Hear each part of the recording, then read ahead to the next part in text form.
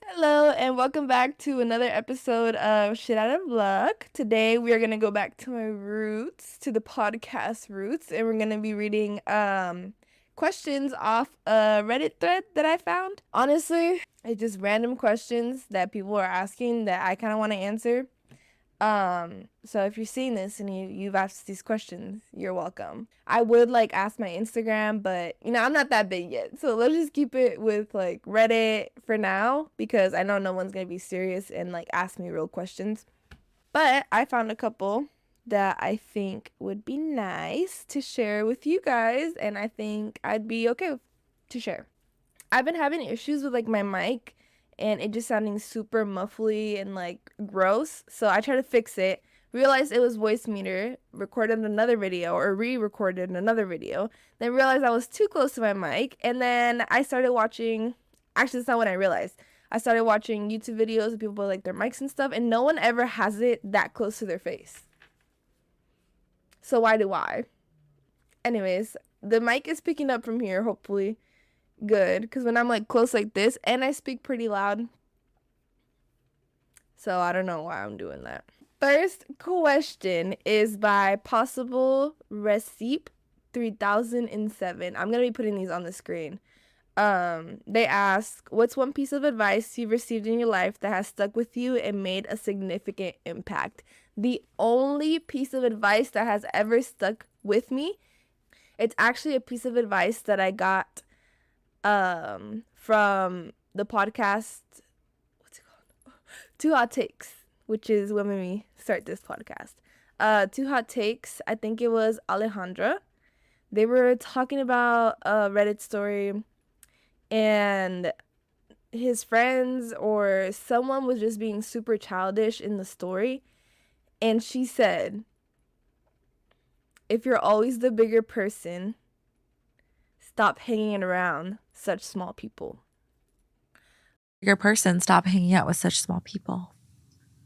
Wow. Repeat that again for the people in the back. That really, at the time especially, I was going through some things with a friendship, and honestly that really just stuck with me because why am I always the bigger person, So I just need to stop hanging around such small people, and I've lived by that ever since, and that's the only piece of advice that I've ever remembered because it really did hit a little close to home, especially at the time. But yeah, that really just kind of helped me get through that mindset where I was like, am I overreacting or is this for real?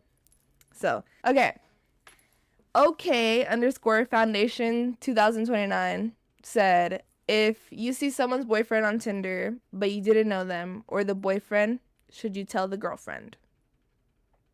Did I read that right? If I put myself in that situation and I was the girlfriend, right? And I didn't know that my girlfriend was on Tinder, would I want to know? Even if it's not from someone that I do know? I think I would.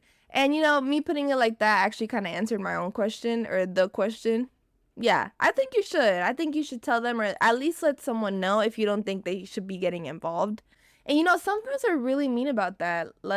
I've seen people experience this where they tell the girlfriend hey girl, I hate to be that girl, but your boyfriend is literally texting me right now and I didn't know he had a girlfriend. I found out blah blah blah blah blah. And they're like, okay, mind your own business, yada yada yada. Okay, so he was cheating and you're still with him. I know it's hard for some people to get out of relationships like that, but you don't have to be mean, whatever. Next question is by Valley Girl 986. They said, what's your go-to when you run out of toilet paper?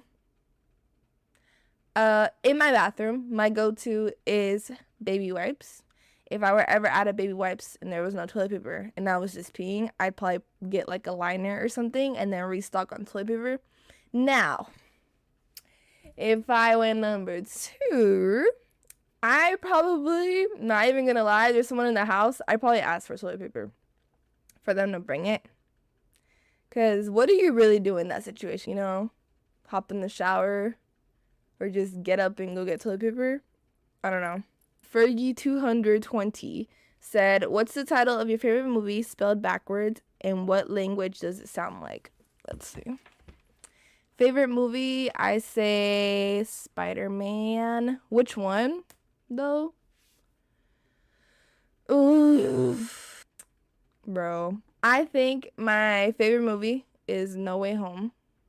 My favorite Spider-Man movie is No Way Home. Just because it's all three of them, and it's just very nostalgic having them all on the same screen. Just, it felt really weird at first, but I fucking loved it. I love their dynamics all together and stuff, and people have been talking about it for a really long time. So that was fun. Like, literal fucking chills when I saw Andrew. Okay. Spider-Man, and then it's Nam. Now I'm writing it down. Okay, it's Nam Redoops. What does that sound like to y'all? Nam Redoops. It sounds like Sims. That's what it sounds like. Nam Redoops. What is the Sims language? Simoleon or something like that? I don't really play The Sims, to be honest, y'all. But my girlfriend loves The Sims. Nam Redoops is Spider-Man spelled backwards. And I think it either sounds like the Sims language, but that's not actually like a real language, like saying like minions. It's every language. Probably German, right? Let's see. Spider-Man. Bruh. It's the same thing in German. Let's just say man. Man. In German? I feel like German would be more complicated in like the translations. Why could we low-key understand German? Man is just man. Spider-Man is just Spider-Man. Let's do woman. Okay. See, German for sure. I think German. Speaking of German, I've been watching Naomi John religiously, and why didn't I know about her? See, her content is literally what I would watch on YouTube during the pandemic. Why don't I know about her? The only reason I know about her now, sorry, let me put it down. The only reason I know about her now is because I've been getting back into like what I used to like makeup, a lot of fashion, you know, like I just been going back to it. It's very nostalgic to me right now. Because I kind of just dropped all my hobbies since I finished high school and started college. I kind of dropped just everything. I've just been working consistently and then going to school. So this honestly is a hobby I picked up that's like kind of different. In the pandemic, all I would do is like paint, watch anime, watch like the big like hit TV shows. What else? Oh, I would do my makeup religiously during the pandemic, because what else was I supposed to do, you know? There was school's out. I wasn't of age to like work consistently, you know what I mean? So it was just like I had a bunch of hobbies during the pandemic. I had to make bracelets, you know, it was just really, play games. Yeah, it's just shit I would watch, and now she's still doing content like that. So her content is more like fashion. She's doing music now, but it's like fashion, makeup reviews and shit. And I've been watching her old videos too, like during the pandemic, and we had the same interest. So like, I don't know why I'm just not finding her, but I'm glad I did. I really enjoy watching her content. Anyways, moving on. Tumbleweed1422 said, how to tell a person that I don't want to communicate with him. So, this is my input on this specific thing. If the person you don't want to communicate with isn't someone important or is someone you hold dearly, I think, you know, it kind of contradicts itself, because by telling them that you don't want to communicate with them, you're communicating with them, you know? So at the same time, it's like you kind of have to. But you can also throw hints. Maybe like say you're uncomfortable with like a certain situation and stuff. It's complicated for this one, because you do kind of contradict yourself when you're saying, how do I tell that person I don't want to communicate? By telling the person you don't want to communicate, you're communicating. So it's a little different. But anyways, if it's someone you hold dearly and someone you don't want to lose, I say I I think you should put a little bit of effort into communicating. Something about me, I preach communication because without communication, there's no relationship in anything. So not just like romantic relationships, but friendships too. You need to communicate. What makes you uncomfortable? What don't you like? Like, are you a hugger? Are you not a hugger? Like, do you mind if we go out to this place? Do you like going to this place? You know what I mean? And in a relationship, like a romantic relationship, communicating is honestly one of the biggest things. Like, why don't you like this? Do you like PDA in public? Are you comfortable with this? You know what I mean? That creates a stronger bond. So, how would you tell that person that you don't want to communicate? Probably just throw some hints. You know, kind of back off maybe. I would just say to distance yourself if you really just don't want to talk to that person anymore, ever. Or for a little bit, I don't know. But even if you come back, you know, you still got to communicate as to why you distance yourself. So that one's a little bit more complicated. Moving on. Imaginary Jello 7638 said, why do people go on walks at 3, 4 in the morning? I find this really creepy. I was one of those people that had to go out in the middle of the night and run a lap or two because I couldn't sleep or I had too much energy built up within me. I remember my junior year, I think, I had to fucking run. Like, I just had this urge to move my feet and go. You know, it was all that energy and frustration I had at the time just built up and it had nowhere to go. Because honestly, I don't want to lash out. And I think that was really healthy of me that I did that. But I did start running really late. Like, I would get home from work. And at the time, I would leave the job I was working at like 11-ish. So I would get home like at 11:10, 11:15, and I would still come in, change, and then go outside and run. It's not 3, 4 in the morning, but honestly, I don't find that, like, if I had the opportunity to go and run at 3, 4 in the morning, if I came home late and I wasn't feeling like it then, but then I couldn't sleep, I would love to go out and run. Just let that energy out, you know? Because something about me, I love my sleep. But personally, I don't think it's creepy going on a run, especially if you have good intentions. You know, like, if you don't have good intentions being out that late, then seek help. I don't know what to tell you, but I don't think it's creepy at all. I think it's actually healthy that you're releasing energy that way instead of building up your frustration and lashing out when someone just hits the nerve. Thick double C, dog named Max, said or asked, are bagels and donuts the same thing? I'm gonna ask y'all something. Do you guys think subs and sandwiches are the same thing, or subs and hot dogs? Do you guys think that's the same thing? Because to me, if you really think about it, a sub is like two pieces of bread. In the middle, there's what do you put? Cheese, lettuce, ham, mayo. And then a hot dog. What is a hot dog? It's two pieces of bread with the wiener in the middle, which is the meat, you know, like the ham, with mayo, that green shit people put on it. I don't put it, but other people do. Is that not the same thing to you guys?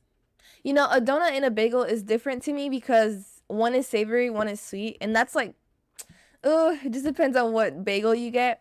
But a donut is 90% fucking sugar, but a bagel is more wheat and less sugar, you know, and you eat it with savory stuff. Actually, because I eat my bagels with strawberry cream cheese, and that's sweet. But no, donuts are different than bagels. I can agree on that, but subs and hot dogs are literally the same thing, but they're named two separate things. Anyways, that's my take on that. Bagels and donuts are not the same thing. Oh, bagels and donuts are the same thing. Wait, no, I was right the first time. Colorblind 210 said, how many times have you ever passed out? You know, I screenshotted this one just to tell you guys that I've never passed out before, but people who have never passed out before, personally, I felt like I've had to pass out before, and I want people who have passed out before to tell me if before you passed out, that feeling that you felt when you were going to pass out, was it the feeling that you felt when you did pass out? Does that make sense? Because I could be completely wrong. I'm like, oh, I'm about to pass out. Like, I feel lightheaded, fatigue, like, it just, But does that mean I'm going to pass out, or is that just what I'm feeling at the moment? And that's not how passing out feels like. Because I know people pass out on like roller coasters and stuff, So if you've ever passed out, does it feel, oh my gosh, I feel like I'm repeating myself so much. If you've ever passed out, does it feel like the feeling of passing out? I hope that makes sense. Someone please answer me. Thick Cat 8557 asked, what was the moment you realized your significant other truly loved you? I've known Kayla's loved me for a really long time, okay? And I've loved her for a really long time. When did I realize that she was serious about, like, really loving me? Honestly, there's been multiple instances, the fact that we're super comfortable with each other would be probably one of them. But recently, I had some old dude. I say recently, it was literally fucking yesterday. I was at work, which, by the way, I lifeguard during the summer, if you didn't know that. I was at my pool, and if you've ever worked a lifeguard job, you know that old men like hitting on the girls lifeguarding. And lifeguarding is usually people's first jobs. So you're probably like 15, 16. Old men like hitting on the girls that I work with, right? Usually I never have that problem, I'm never interested in like the men, because I'm gay. But I never paid much attention to stuff like that. Kind of just shut it down really quickly. But yesterday, I had an incident with a guy, an older dude. He said he was 40.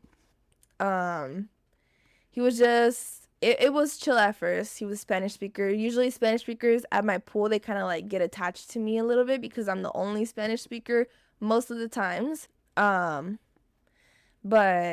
yeah, so usually Spanish speakers like starting conversation with me. If you are a Spanish speaker, then you probably grew up in a Hispanic household, Latino household. So like you're probably Mexican, Cuban, Argentinian, Puerto Rican, all the above, right? You know that in those cultures, in my culture, people like getting to know who they're speaking with. So I didn't really think much of it when he was like trying to get to know me, it was like, what's your name? Like, oh, is this the only place you work? Do you go to school?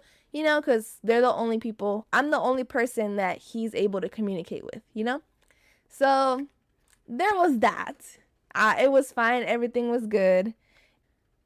It jumped literally from, oh, everything's fine, to literal sexual harassment. No joke. Like, he said some really inappropriate shit to me. That was definitely something that's never happened to me before. It's never got to that point, but it was, when I'm telling you guys, it was so out of nowhere. But I told Kayla, and I told her not to make a big deal out of it, because I'm the manager of my pool, so I could have easily kicked him out, but I didn't. I don't know what was going through my head. I literally fucking didn't. But I could have escorted him out, and I didn't. And I felt like by the time I was like, damn, maybe I should really just kick him out. But it was, in my head, it was just too late, because I didn't say it then and there. I'm usually really quick to defend myself. But at the time, it was just a fucking surprise factor that's never happened to me before. Yeah. Told Kayla. She called literally all my higher ups. So I wasn't picking up the phone because I told her not to make a big deal out of it because he wasn't bothering me anymore. You can kind of tell that he felt that I was uncomfortable with what he said. So he just kind of walked away from the situation. I told Kayla, and yeah, I feel like that's when I knew. That could go to this question where the moment I realized that she really does love me, because even though I told her not to make a big deal out of it, and I was kind of upset yesterday that she did tell everyone, I'm kind of glad that she did do all of that, because it really does show that she does care about me. You know what I mean? And she did come later on and chilled with me. She hung out with me until he left. So yes, that would be an instance that recently happened that showed me that she truly does care. Moving on to a much lighter topic. Who's more annoying, people who talk too much or people who talk too little? I think people who talk too little, but also I think I'm someone who talks too little when it's someone I'm not comfortable talking to, if that makes sense. If I don't know who you are, it's a little less likely that I will hold a conversation with you. But if it's me and you and I know who you are and we're chill, whatever, I need you to hold the conversation, especially I feel like at work too. If you talk too little, then it's just boring. Maybe I'm the person who talks a lot when I'm trying to get to know new people at work, especially because that's the person you're going to be working with for 6 hours straight. You know what I mean? You got to talk. So I'm going to say people who talk too little are more annoying. I like my yappers. What type of username? I know Reddit, like, whenever you first log in, it's like, do you want to make up your own username or do you want to keep the one that we gave you? And it's like silly ass names. So I wonder if these people like made up their names or if it's just the Reddit bots taking over. Anyways, Koala Plays 5437 asked, what's the scariest we need to leave now gut feeling that you've ever experienced? So this is more of like the story time questions I was talking about. The one that comes to mind would be I'm a homebody. Okay, I don't really like the party lifestyle. Like I said, I'm a homebody. I had I had really outgoing friends at the time. They like to party and they really did just want to live their lives, like have fun, teenage years, whatever. Dragged me at the house, went to this party. To be fair, I did agree to go, so I'm not blaming them whatsoever, but I kind of knew when I got there that it was time to go. Okay? And let me tell you guys why. So, I get dressed, I leave, we go to this party. I was a designated driver that night. We left. Mind you, at this time, we were still in my 2007 Toyota Yaris. If you don't know what that looks like, look it up. Tiny car, clown car. We got there. I was like, okay, I'm gonna try to have fun tonight. I'm not gonna be a party pooper. I'm gonna do this, okay? So we get there. The venue is already kind of sus. Like, we get out and it's super dark. We're trying to find this building. Like, it's super hidden, we finally get there. Girls are free. There's a security guard in front of the building. And he's taking people's guns. He's taking people's guns. Apparently the security guard was like the real deal. People hired, like the host actually hired them to, actually be security. Whatever. But that was already kind of strange to me that people are bringing guns to this like party or get together, whatever it was. Honestly, I was just kind of there for the ride. They found this party on social media. So I think it was probably Snapchat or something. But yeah, we went in and that already was a red flag to me. We went in, it reeked of, okay? It just reeked of it, and I'm not a fan of being stuck in places like that because I'm not a smoker. So I'm not used to the smell, and I was not having it. My head was hurting, like I just kind of wanted to throw up. But already I was like, oh, I don't want to be a party pooper. We walk in, head hurts. I told my friend, I was like, we need to go to the restroom real quick because I can't breathe. All fucking dramatic, okay? I'm getting to it. I can't breathe. So we go to the restroom, we kind of chill in there for a little bit, and then she's like, come on, I want to have fun. And I'm like, okay, let's go have fun. So we go out. Mind you, we were probably, I think we were just turning 17 at the time. I don't think we were even, no, I think I was 17, but my friend was 16, and then my other friend was, I think, maybe 18? No.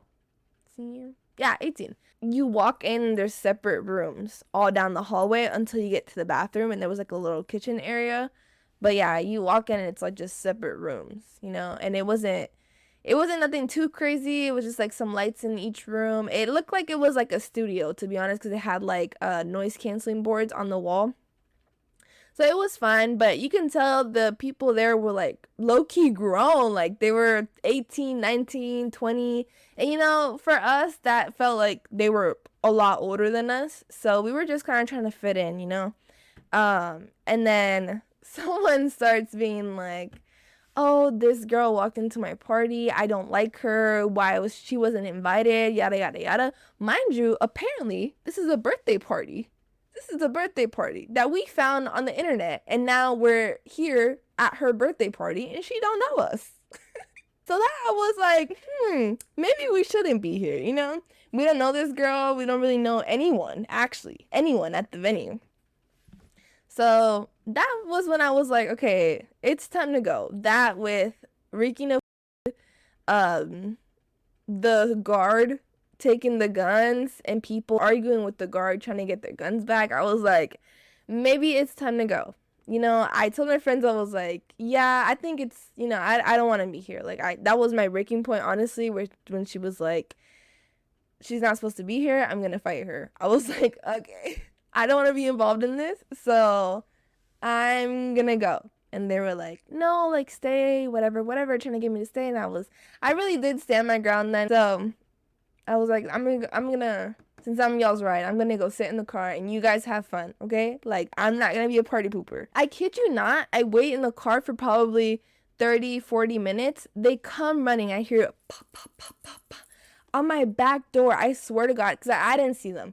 But they come running, they bang on my car. And I was like, what the fuck just happened? I like look over and they're like, open the door, open the door, open the door. So I open the door. Mind you, it's like the fucking 2007, it's the swipe lock. So I had to reach over, unlock the door.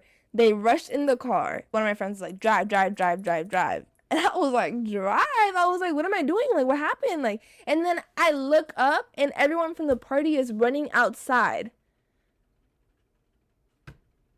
And I was just in awe. I was like, what the fuck just happened? She was like, drive, drive, drive. And I'll explain.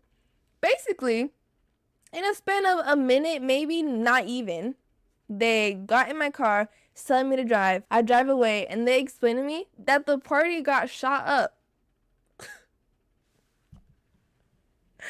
Excuse me? What the actual fuck? A 16-year-old.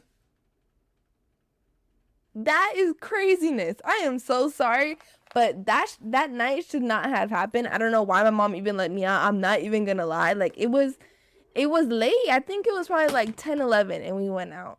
No, that's a stretch. Probably like 8-ish. But we went to one party before that, and they got shut down. The cops were already there when we got there, so we didn't end up going to the party. But this second one, I was just in awe. Apparently they fought. Someone pulled out their gun. Like, it was a lot. I didn't see nothing on the news or anything, so I doubt anything happened. But that's a scary situation to be in. Like, yeah. So I would say that's probably like the most serious gut feeling that I've had. Other than that, it's like just little shit where I'm like, whatever. Real Spider-Man dash Jake said, let's break something down. Who's the best Spider-Man? Hear me out. Everyone's gonna disagree with me. Okay?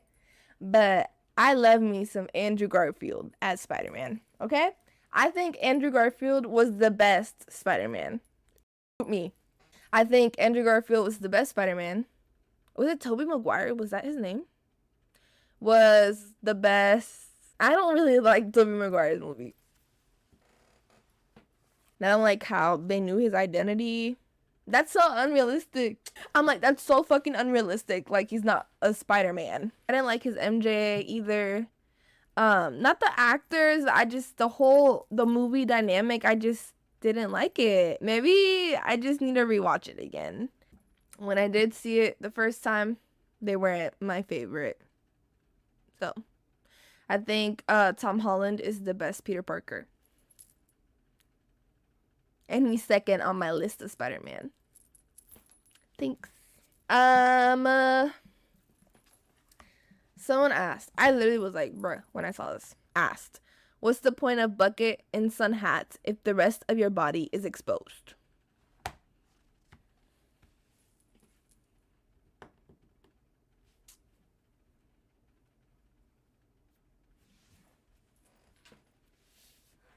What's the point of sunglasses if the rest of your body is exposed?